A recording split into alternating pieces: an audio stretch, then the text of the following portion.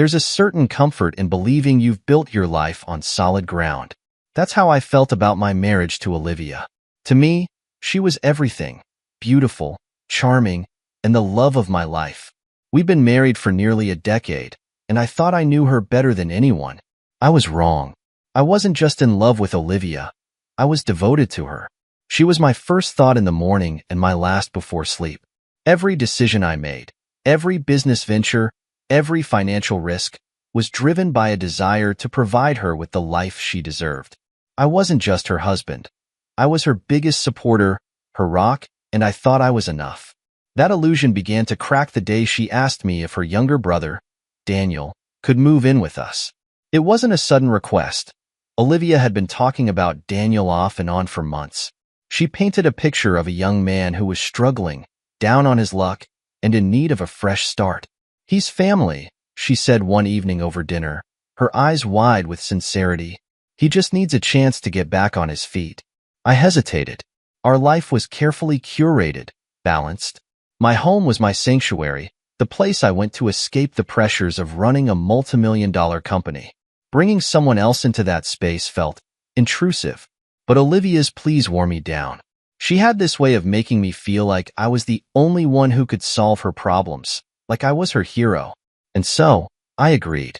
I thought I was doing it out of love, but now I wonder if it was something else: naivety, perhaps, or blind trust. Daniel arrived the following week. I remember the day clearly. He pulled up in an old, beat-up car that sputtered and groaned as it came to a stop in our driveway. He stepped out, carrying a single duffel bag, and flashed me a wide, toothy grin. He was younger than I expected, lean, with sharp features and a cocky confidence that didn't quite match Olivia's description of a man in desperate need. "Thanks for letting me stay, Ethan," he said, extending his hand. His grip was firm, almost challenging, and there was something in his eyes I couldn't quite place. It wasn't gratitude. It was something else, something I didn't have a name for at the time. Olivia was practically glowing with excitement as she showed him around the house. I watched from the sidelines, feeling a strange, unexplainable unease. But I told myself it was nothing. Daniel was her brother. After all, family. What kind of man would I be if I couldn't open my home to family? At first, everything seemed fine.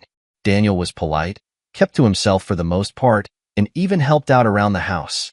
But it didn't take long for small, almost imperceptible things to start bothering me.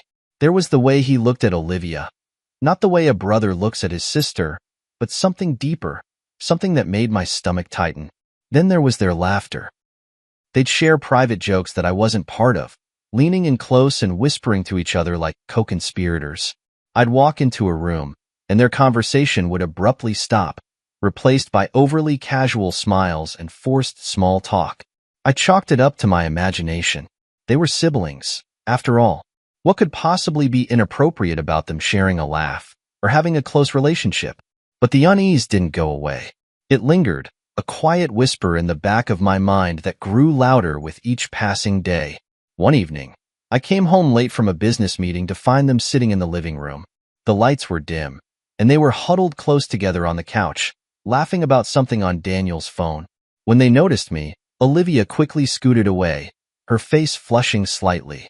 "Ethan," she said, her voice a little too cheerful. "You're home." Daniel just smirked, leaning back and stretching like he owned the place. "We were just catching up," he said casually. "Olivia was telling me about the old days." The old days. I didn't know much about Olivia's childhood. She'd always been vague about it, brushing off questions with quick answers or deflecting with charming smiles. But something about the way Daniel said it, the familiarity, the ease, made me feel like an outsider in my own home. Still, I said nothing. I didn't want to be the jealous, suspicious husband. I wanted to trust my wife. So, I pushed the doubts aside and convinced myself I was overthinking things. The next red flag came a week later. I had left my laptop on the kitchen counter and stepped away for a moment. When I returned, Daniel was standing there, scrolling through an email I'd left open. "What are you doing?" I asked, my voice sharper than I intended. He didn't flinch. "Oh, sorry," he said, setting the laptop down. "I saw it open and thought I'd close it for you." It was a small thing, but it left a bad taste in my mouth. Why was he so comfortable going through my things? And why did he always seem to be around when Olivia wasn't? It was as if he knew my schedule better than I did. I tried to bring it up to Olivia once, but she dismissed it with a laugh. "You're being ridiculous," she said, rolling her eyes. "Daniel's my brother. He's just trying to fit in." Her words were meant to reassure me, but they didn't.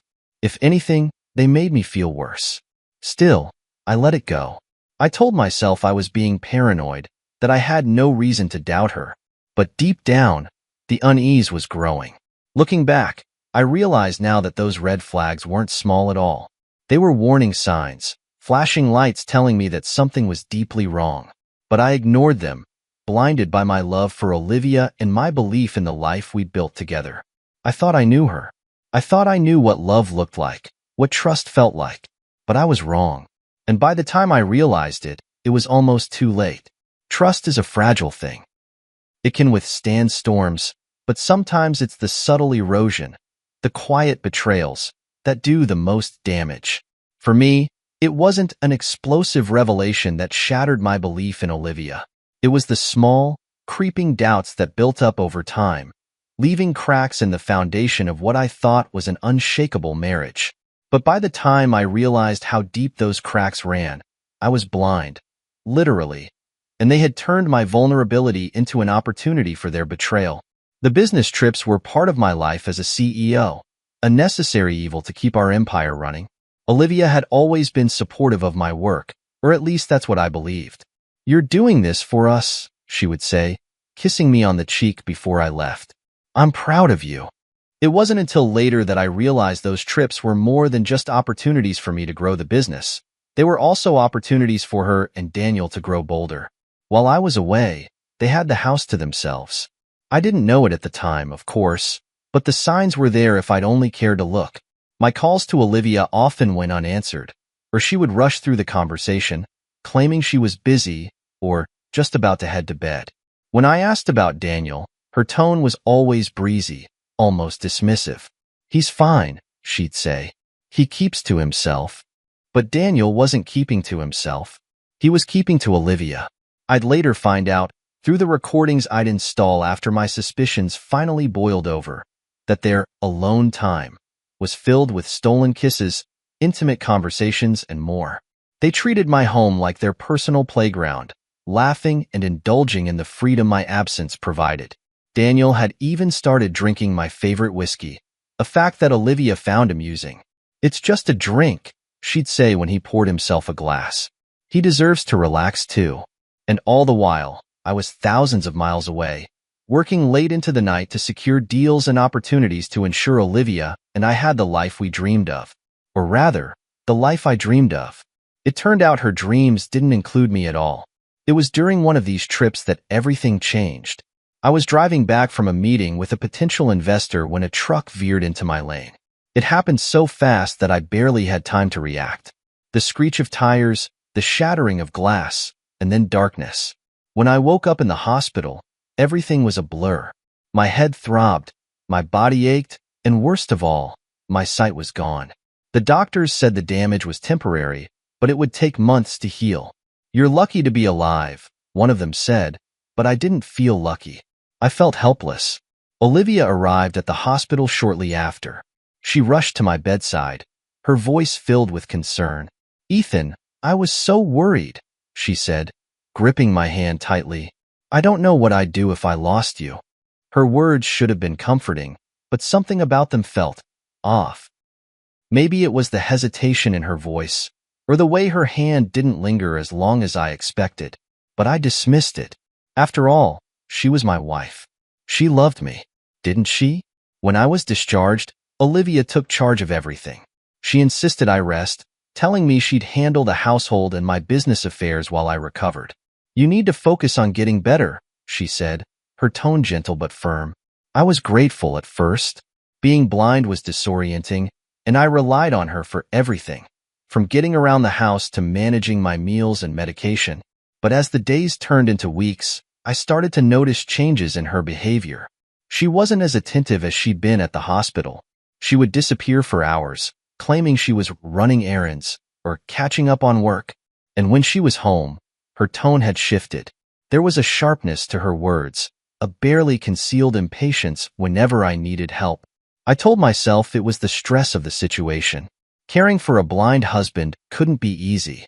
But deep down, that whisper of doubt had started to grow louder. The turning point came one evening during dinner. I sat at the table, carefully feeling for my glass of water as Olivia and Daniel moved around the kitchen. Their voices were low, conspiratorial, and I felt like an outsider in my own home. I couldn't see what they were doing, but I could hear the clinking of glasses, the rustle of fabric, and soft, intimate laughter. And then, it happened. A sound I couldn't ignore. The unmistakable smacking of lips, a kiss. My stomach dropped. "Daniel, stop," Olivia whispered, her voice barely audible. But there was no anger, no insistence. It was playful, almost flirtatious. I froze, gripping my fork tightly. They thought I couldn't see them. They thought I was oblivious. And for the first time, I realized how much they had taken advantage of my blindness, how much they had used my vulnerability to their advantage. After dinner, they continued their boldness. I could hear them on the couch, their laughter mingling with the sound of the TV. Olivia's voice softened, almost a purr, as she teased Daniel about something. He responded with a low chuckle, and then there was silence. A heavy, charged silence that told me everything I needed to know. I clenched my jaw, forcing myself to remain calm. Confronting them now would accomplish nothing. I needed proof. I needed to know exactly how far this betrayal went. That night, as I lay in bed, I heard Olivia's phone buzz.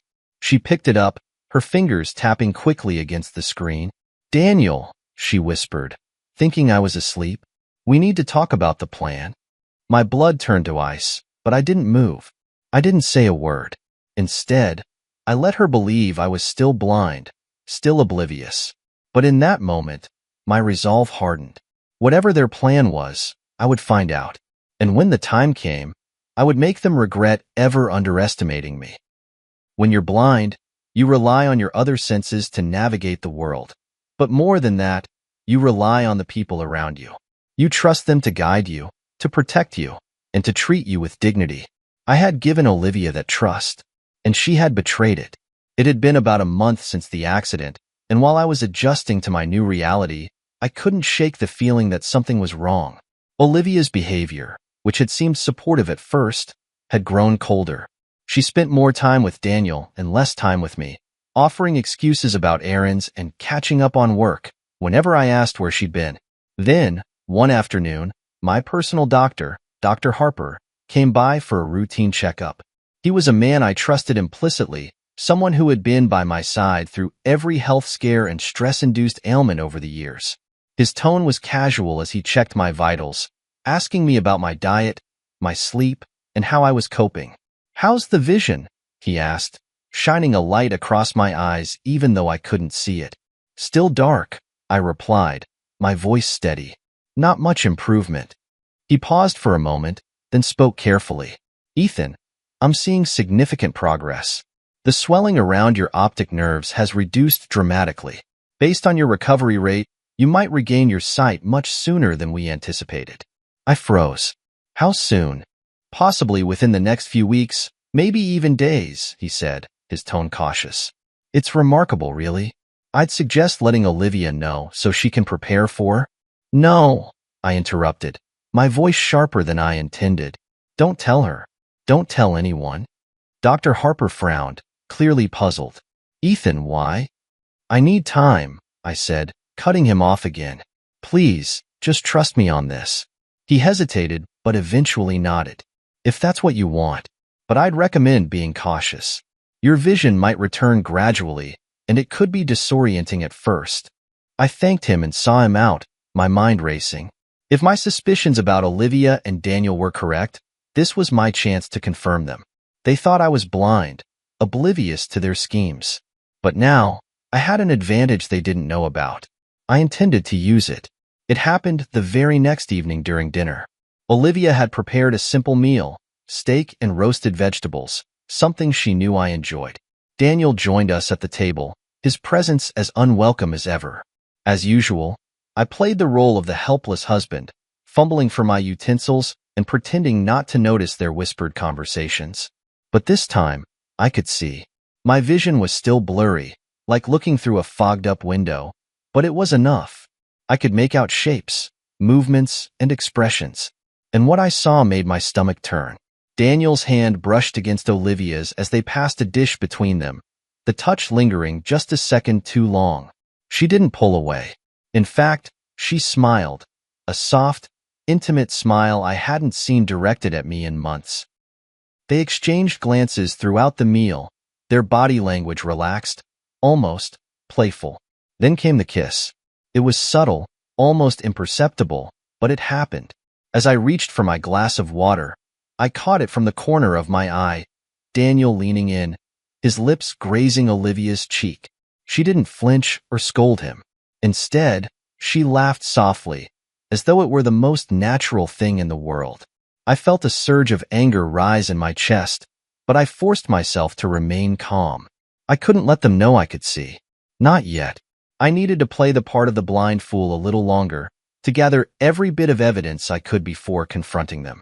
As the meal continued, their audacity grew. Daniel leaned closer to her, whispering something that made her giggle. She placed a hand on his arm, her fingers lightly tracing his skin. They thought I was blind. They thought I couldn't see the betrayal playing out right in front of me. But I saw everything. Later that night, after Olivia had gone to bed, I sat alone in the living room, pretending to watch TV. My sight was still limited, but it was improving by the hour. I could make out the shapes of furniture, the flicker of the television screen, and the faint glow of Olivia's phone on the coffee table. When I was sure she was asleep, I made my move. Carefully, I picked up her phone and unlocked it. She had never bothered to hide her passcode. Why would she? As far as she knew, I couldn't see the screen, let alone navigate it. What I found confirmed everything I'd feared. Her text thread with Daniel was a minefield of incriminating messages. They spoke openly about their affair, recounting stolen moments of intimacy and mocking me for my blindness. But it was the recent messages that sent a chill down my spine. Daniel, we need to move forward. He's vulnerable now. It's the perfect time. Olivia, I know. I'll get him to sign the papers next week. He trusts me completely. Daniel, good. Once it's done, we'll have everything. The house, the company, the money. It'll all be ours. Olivia, finally. We deserve this. I stared at the screen, my hands trembling with a mix of rage and disbelief. They weren't just betraying me. They were planning to take everything I had worked for, everything I cared about. My home, my business, my life. And they thought they would get away with it. I put the phone back exactly where I'd found it and sat in the dark, my mind racing. The betrayal was no longer just a suspicion. It was a cold, hard fact. But I wasn't broken. Not yet. They thought I was blind. They thought I was helpless. They thought they had already won. They were wrong. When you've been betrayed as deeply as I had, there are two paths you can take. The first is to let the betrayal consume you, to crumble under the weight of it all. The second path, the one I chose, is to fight back. But fighting back required patience, cunning, and proof. I couldn't afford to lose control or act impulsively. If I wanted to win, I needed to outsmart them. And to do that, I needed evidence. The night I read those messages on Olivia's phone, I decided that every move I made from that moment on would be calculated. Their scheme wasn't just personal, it was criminal. If Olivia and Daniel thought they could steal my life out from under me, they had underestimated the lengths I would go to protect what was mine. The first step in my plan was to document everything. The cameras I'd installed throughout the house, originally intended for security, now became my greatest weapon. I made sure they were operational, discreet, and strategically placed to capture the truth without them noticing. The living room camera was positioned to cover the couch where they often lounged together, while the kitchen camera had a perfect view of the table where they whispered and plotted during meals. I even added one in the master bedroom, a decision that made my stomach churn but was necessary to reveal the full extent of their betrayal. Audio recordings were next.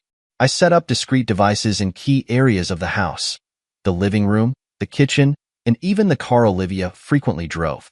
Their conversations were damning, filled with mocking laughter and plans to secure my wealth. They spoke openly, completely confident that I was blind and oblivious. One recording still rings in my ears. Olivia, he doesn't suspect a thing. The accident was practically a blessing. Daniel, we just have to play it safe. Once the papers are signed, it's all ours. Olivia, I can't wait to be rid of him. He's just in the way. Hearing those words was like being stabbed in the chest, but I stayed calm. I couldn't afford to react. Not yet. While Olivia and Daniel were busy plotting, I turned my attention to the financial aspect of their scheme. I had always been meticulous with my business accounts, but now I scrutinized every detail with fresh eyes. It didn't take long to uncover discrepancies. Olivia had been slowly siphoning money from our joint accounts into an account I didn't recognize. At first, the amounts were small, just a few $100s here and there. But over time, the transfers had grown larger and more frequent. The pattern was clear. She was building a financial safety net for herself and Daniel, preparing for the day they planned to leave me with nothing. I documented every transaction, creating a detailed timeline of her theft. I also contacted my financial advisor under the guise of routine maintenance and had him flag any suspicious activity tied to my accounts. He assured me that the flagged transactions would be traced and reported as needed. It was another layer of evidence I could use against them. One evening, I overheard Olivia on a phone call with someone she referred to as Mr. Hayes. At first, I thought it was just another business call, but as I listened more closely, I realized she was speaking to a divorce lawyer. And not just any lawyer, a corrupt one. I need everything in my name, she said, her tone sharp and assertive. The house, the company, the accounts. I don't care how you do it, just make it happen. The lawyer's response was muffled, but I caught enough to understand that he was helping her draft fraudulent documents. They planned to trick me into signing away my assets under the guise of something harmless. Medical forms, perhaps, or routine business papers. I immediately began researching Mr. Hayes, uncovering a history of shady dealings and backdoor agreements. It was clear that he was the perfect accomplice for Olivia and Daniel's scheme. But his involvement also meant I had another target to expose. The hardest part of my plan was maintaining the facade. I had to act as though I were still blind, still oblivious to their betrayal. Every interaction was a performance, every word carefully chosen to keep them from suspecting that I knew the truth. I allowed Olivia to lead me around the house, feigning helplessness as she guided me from room to room. I asked for her help with simple tasks, pretending to rely on her completely. It disgusted me, but it was necessary to keep her guard down. With Daniel, I played the role of the clueless brother-in-law. I laughed at his jokes, asked about his non-existent job search, and even shared drinks with him on occasion. He smirked at me, his confidence growing with each passing day, unaware that I was documenting every move he made. The most challenging moments were during their private conversations, which I sometimes overheard through the audio devices. Knowing they were so comfortable discussing their plans while I sat just a few feet away made my blood boil. But I kept my composure, reminding myself that their arrogance was my greatest advantage. One night, as they whispered on the couch, I caught Olivia saying, "Once the divorce is final, we can disappear. He won't even know what hit him." Daniel chuckled. The blind fool doesn't stand a chance. With every recording, every financial document, and every piece of evidence I collected, I felt more in control. They thought they were outsmarting me, but they had no idea I was 10 steps ahead. My goal wasn't just to expose their affair. It was to dismantle their entire scheme, piece by piece. By the time I was done, I had everything I needed: video recordings of their intimate moments, audio clips of their incriminating conversations, financial records showing Olivia's theft, and even proof of Mr. Hayes' involvement in the fraudulent documents. My case was airtight, but I wasn't ready to confront them yet. Not until I was certain they believed they had already won. Only then would my revenge be complete. If there's one thing I've learned, it's that people blinded by greed always overplay their hand. Olivia and Daniel thought they had me cornered, convinced that I was weak, helpless, and oblivious. But they had underestimated me in every way. The day they brought me to the lawyer's office was meant to be the culmination of their grand scheme. The moment they stripped me of everything. For me, It was the moment their illusion finally shattered. It started with Olivia's feigned concern. "We need to get you to the doctor," she said one morning, her voice syrupy sweet. "It's been a while since your last checkup, and I just want to make sure everything's on track." I played my part perfectly, nodding and smiling as though I trusted her completely. "Thanks for looking out for me," I said, letting just a hint of vulnerability creep into my voice. "I've been feeling pretty tired lately." She placed a hand on my arm, squeezing gently. "You're in good hands, Ethan. We'll take care of everything." Daniel chimed in, his tone annoyingly casual. "I'll drive. You just relax, big guy. Let us handle this." I suppressed the urge to scoff. The audacity of him calling me big guy, as though we were old pals, made my skin crawl, but I kept my composure. They thought I was walking into a medical appointment, blind and clueless, and I wasn't about to give them any reason to suspect otherwise. The car ride was quiet, with Olivia occasionally offering reassuring words while Daniel hummed along to the radio. I sat in the back seat, staring out the window, my sight still partially obscured but improving every day. I could make out the vague outlines of passing buildings, enough to realize we weren't heading toward the clinic. Instead, the car came to a stop outside a nondescript office building. "This doesn't look like the doctor's office," I said, feigning confusion. "It's a new location," Olivia replied smoothly. "Dr. Harper's been doing some work here lately. It's more convenient for him." Her lie was seamless, but I could feel the tension in her voice. She was nervous, though she hid it well. Daniel, on the other hand, was practically radiating smugness. I could sense his confidence as he opened the car door for me and led me into the building. Inside, I was guided into a conference room, where a man in a cheap suit sat waiting. He stood as we entered, extending a hand I didn't bother to shake. "Mr. Monroe," he said, his tone oily and practiced. "It's a pleasure to meet you. I'm Mr. Hayes, and I'll be helping you with today's paperwork." "Paperwork?" I asked, tilting my head in mock confusion. "Just routine forms," Olivia interjected quickly. "You know, for your medication and ongoing care." "Right," Mr. Hayes said, sliding a stack of papers across the table toward me. "Nothing to worry about. Just some authorizations and prescriptions." I reached out, pretending to fumble slightly as I picked up the top sheet. My vision was good enough now that I could make out the bold title at the top, Property and Asset Transfer Agreement. Beneath it, my name and Olivia's were printed in clear, official font. They weren't even trying to hide it. I flipped through the pages slowly, careful not to reveal that I could read the text. It was all there. Language that transferred ownership of my company, our house, and my financial accounts entirely to Olivia. Daniel's name was absent from the documents, of course, but I knew he was the true architect of this plan. "You just need to sign here," Hayes said, tapping the bottom of the first page. "And here. And here." Olivia leaned in, her voice soft and persuasive. "This is just a formality, Ethan. It's for your health. You trust me, don't you?" I hesitated, letting the silence stretch just long enough to make her squirm. Then, with a small, resigned sigh, I picked up the pen and signed the first page. And the next. And the next. Each stroke of the pen felt like a quiet victory, not for them, but for me. They thought I was surrendering everything, but in reality, I was letting them dig their own graves. The moment the final signature was in place, the tone of the room shifted.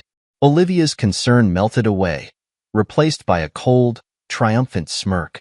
Daniel leaned back in his chair, crossing his arms as though he'd just won a championship game. Even Hayes, who had tried to maintain a veneer of professionalism, allowed himself a small, satisfied grin.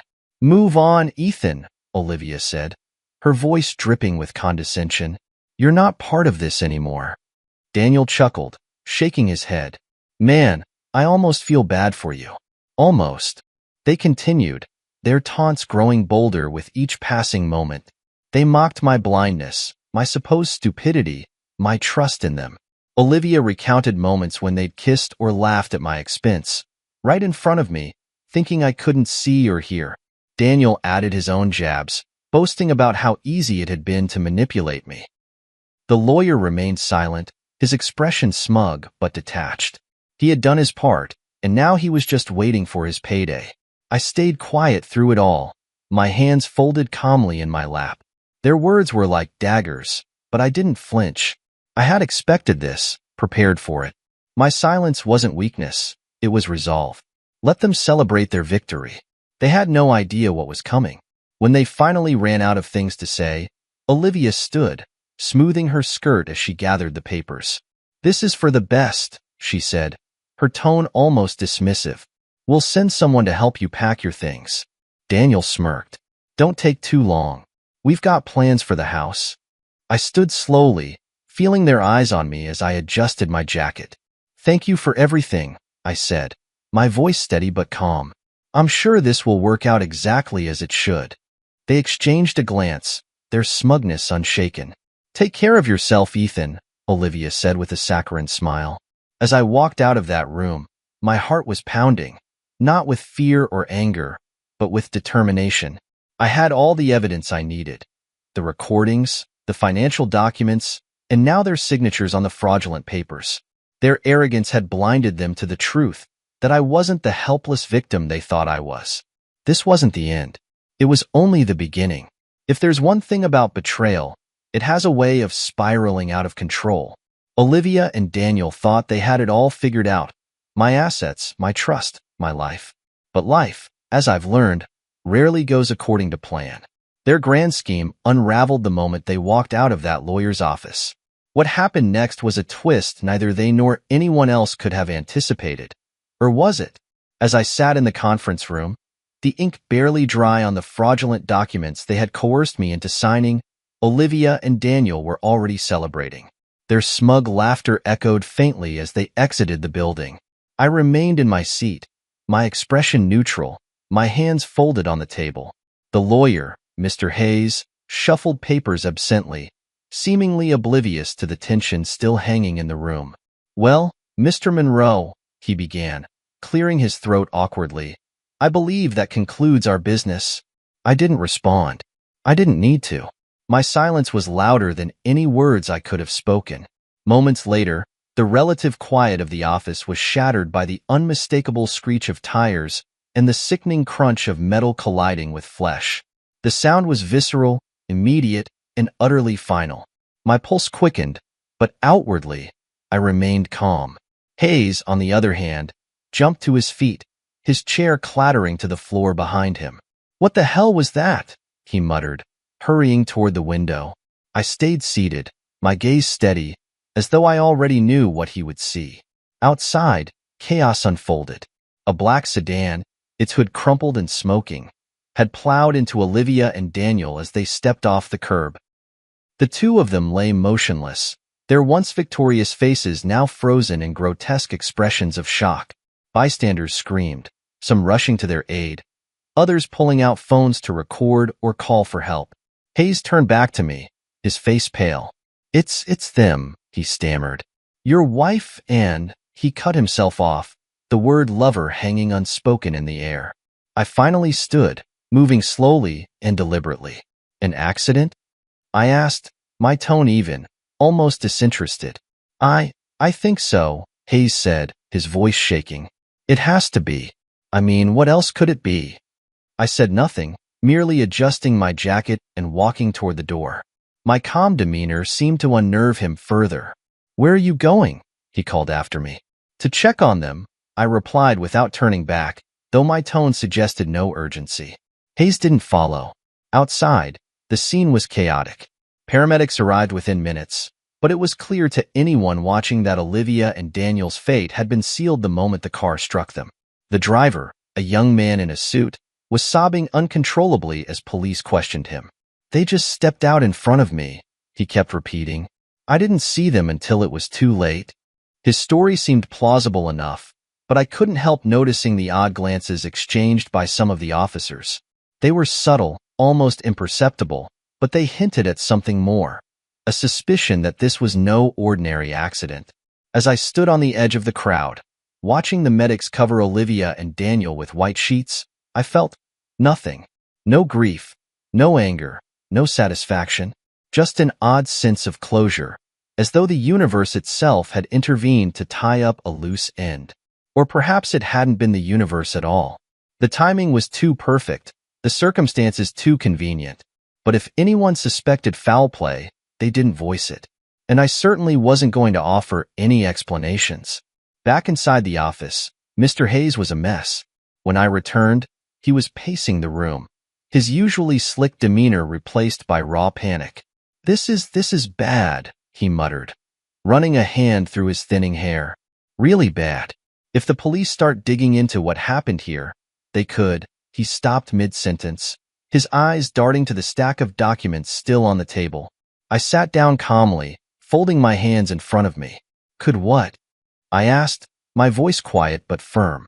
Hayes stared at me, his mouth opening and closing like a fish out of water. You don't think they'll trace anything back to this, do you? To us? Why would they? I replied, my expression unreadable. It was an accident, wasn't it? Yes, of course. Hayes said quickly, his voice too loud, too eager to convince himself. A terrible accident. Nothing to do with— He stopped again, swallowing hard. With anything else. I leaned back in my chair, letting the silence stretch between us. Hayes squirmed under my gaze, his earlier confidence completely gone. For a man who prided himself on bending the rules, he was remarkably easy to rattle. You seem nervous, Mr. Hayes, I said finally. Why is that? He blinked rapidly, his face reddening. I'm not. It's just the timing, you know? It's unsettling. I didn't respond, letting him stew in his own paranoia. If he wanted to believe that the accident was more than mere coincidence, I wasn't going to stop him. In fact, I wanted him to believe it. Fear has a way of making people reckless, and a reckless man was easier to control. As I stood to leave, Hayes grabbed the edge of the table, his knuckles white. You don't think you didn't? I mean, you couldn't have? I paused, meeting his gaze with a calm, steady look. Mr. Hayes, I said evenly, what happened outside is unfortunate, but it has nothing to do with me. Or you. Isn't that right? He nodded quickly, almost desperately. Yes, of course. Good, I said, turning toward the door. Then there's nothing to worry about. As I walked out of the office, I could feel his eyes on my back, filled with a mixture of fear and doubt. Let him wonder. Let him question. Let him live with the uncertainty of whether the accident had truly been an act of fate or something far more deliberate. Later that evening, as I sat alone in the quiet of my home, I allowed myself a moment of reflection. Olivia and Daniel's betrayal had been a wound, a deep and painful one, but it was a wound that had finally been cauterized.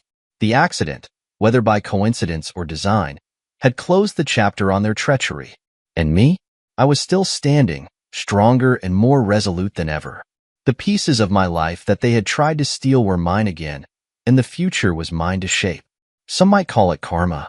Others might call it justice. But I didn't care what they called it. All I cared about was that it was over. The air felt lighter after Olivia and Daniel's abrupt exit from this world. There was no celebration, no moment of triumphant joy. Instead, there was a calm that came from knowing the worst was over, and the pieces of my life could finally start falling back into place. The storm they unleashed had passed, but I wasn't done yet. Their schemes had left scars, both emotional and financial, and it was time to take back control. After their deaths, I didn't waste a moment. The fraudulent documents they had tricked me into signing were still on file with Mr. Hayes, and I knew that if I acted quickly, I could nullify the damage. I gathered everything, the recordings, the financial records, the proof of Olivia and Daniel's betrayal, and handed it over to a trusted lawyer of my own, someone with a spotless reputation and an unshakable moral compass. Vivian, my lawyer, reviewed the materials with a mixture of shock and admiration. You've built a rock-solid case, she said after hours of sifting through the evidence. This isn't just about undoing the documents. This could expose every angle of their scheme. That's the plan, I said, my voice steady. I want every last thread unraveled. We began by petitioning to void the fraudulent asset transfer. With the evidence of coercion, audio recordings, and my account of the situation, the case was clear-cut. The court acted swiftly, nullifying the documents and restoring my ownership of the company, the house, and my financial accounts. Every piece of my life that Olivia and Daniel had tried to steal was mine again. But I wasn't satisfied with just reclaiming my property. I wanted their actions laid bare. It wasn't out of vengeance. It was about ensuring that no one else could be harmed by their schemes, even posthumously. Mr. Hayes, the corrupt lawyer who had been complicit in their plan, was my next target. Vivian filed a formal complaint with the State Bar Association, accompanied by the evidence I had collected of his involvement. The recordings of his conversations with Olivia, where he openly discussed the fraudulent documents and his willingness to bend the law, were particularly damning. When the investigation began, Hayes crumbled almost immediately. Faced with the weight of the evidence and the threat of losing his license, he tried to pin the blame solely on Olivia and Daniel. I was misled, he claimed in a hearing. They manipulated me into drafting those documents. It didn't work. The Bar Association saw through his excuses, and within weeks, he was disbarred. But that wasn't the end of it. Criminal charges were filed against him for his role in the scheme, and while he wasn't sentenced to significant jail time, his career and reputation were utterly destroyed. News of the scandal spread quickly, fueled by the dramatic nature of Olivia and Daniel's deaths. Headlines painted a lurid picture. Millionaire uncovers wife's plot to steal his fortune, fatal accident ends couple's fraudulent scheme, and corrupt lawyer disbarred amid scandal. In death, Olivia and Daniel became infamous. Their reputations, once carefully cultivated, were reduced to ashes. Friends, colleagues, and neighbors who had once admired them now spoke of their betrayal in hushed tones, as though even mentioning their names might bring bad luck. I wasn't sure if it was poetic justice or simply the way the world works, but their legacy had been tarnished beyond repair. And yet, I didn't feel satisfaction, only closure. Despite the media frenzy and public interest in the case, I chose to stay quiet. I gave no interviews, made no public statements, and refused to entertain the curious inquiries of journalists. For me, the details of what had transpired were personal, and I saw no value in airing them for the world to see. More importantly, I didn't want the truth of the accident to come to light, not because I had anything to hide, but because ambiguity served me well. People could speculate all they wanted. Was it a coincidence, a tragic twist of fate? Or had I played a role in orchestrating their demise? I let the whispers circulate without ever confirming or denying anything. Even Vivian, who had been instrumental in helping me reclaim my assets, asked me once, carefully, if there was more to the story. I met her gaze evenly and said, "The only thing that matters is that it's over." She nodded, understanding that some answers were better left unspoken. As for the community, their reaction was mixed. Some offered quiet condolences, while others avoided me altogether, unsure of how to approach the man at the center of such a dramatic scandal. I didn't mind. I wasn't looking for sympathy or friendship. All I wanted was peace. With the legal battles behind me, I turned my focus to rebuilding. The company, which had been neglected during the chaos, needed attention. I threw myself into my work, finding solace in the familiar rhythm of meetings, strategy sessions, and problem solving. It wasn't just about making money. It was about proving to myself that I could rise above everything that had happened. At home, I made changes. I redecorated the house, erasing every trace of Olivia and Daniel's presence. New furniture, fresh paint, even a change in landscaping. It was all part of reclaiming the space as my own. It wasn't about forgetting what had happened, but about creating a new chapter, one that was mine alone. I also took time to reflect on the lessons I'd learned. Trust is a fragile thing, and blind trust can be dangerous. But resilience, vigilance, and a willingness to fight for what's right can overcome even the deepest betrayals. I hadn't just survived their scheme. I had emerged stronger, wiser, and more determined than ever. There are still moments when I wonder about the accident. Was it truly a random event, the result of a distracted driver and bad timing? Or had some unseen force, karma, fate, or something else, played a role in delivering justice? The truth, I think, doesn't really matter. What matters is that their betrayal no longer has power over me. Their plans failed, their legacy is tarnished, and I am still standing. That's enough. As I sit now in my office, looking out over the city I've worked so hard to build a life in, I feel a sense of peace I never thought I'd find again. The storm is over, and I've reclaimed everything they tried to take from me. The rest, the whispers, the speculation, the unanswered questions, can remain in the shadows. I've moved on, and I don't intend to look back. Starting over isn't easy, even when the storm is past. Betrayal leaves wounds that take time to heal, and trust, once shattered, isn't easily rebuilt. But as I stood at the edge of the life I had reclaimed, I realized something important. While Olivia and Daniel had taken their best shot at destroying me, I was still here. I had survived. And now, it was time to move forward. The days following the legal battles and the fallout felt strangely quiet. For the first time in months, I wasn't consumed by anger or a need to gather evidence. The adrenaline that had carried me through their betrayal and the aftermath was gone, replaced by an unfamiliar stillness. At first, it was unsettling, like the silence after a thunderstorm when the air still feels charged. But gradually, I began to appreciate it. Healing, I learned, is a slow process. It doesn't come all at once, and it doesn't erase what happened. Instead, it's a series of small moments. A morning spent sipping coffee on the patio, the sound of laughter in a meeting, the realization that you've gone an entire day without thinking about the people who hurt you. I spent a lot of time reflecting on what I had learned, not just about Olivia and Daniel, but about myself. Their betrayal had tested me in ways I never expected, forcing me to confront my vulnerabilities and weaknesses. But it had also revealed my strength, my resilience, and my ability to stay calm under pressure. I thought about the choices I had made, letting them believe I was blind, gathering evidence instead of lashing out, and maintaining my composure when they taunted me in the lawyer's office. I hadn't let anger dictate my actions. Instead, I had used patience and intelligence to outsmart them. And that, I realized, was something to be proud of. As I began rebuilding my life, I found comfort in the people who had stood by me. Derek, my oldest friend, was one of the first to reach out after everything went public. He showed up at my house with a bottle of whiskey and a determined look on his face.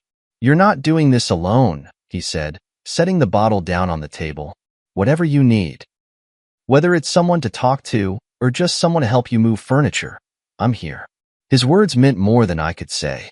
Derek had always been a rock in my life, but in those moments, his presence was invaluable. He reminded me that while Olivia and Daniel had betrayed me, not everyone in my life was untrustworthy. There were still people who cared, who wanted to see me succeed. Colleagues from my company also rallied around me. When I returned to the office after the dust had settled, I was greeted with a standing ovation.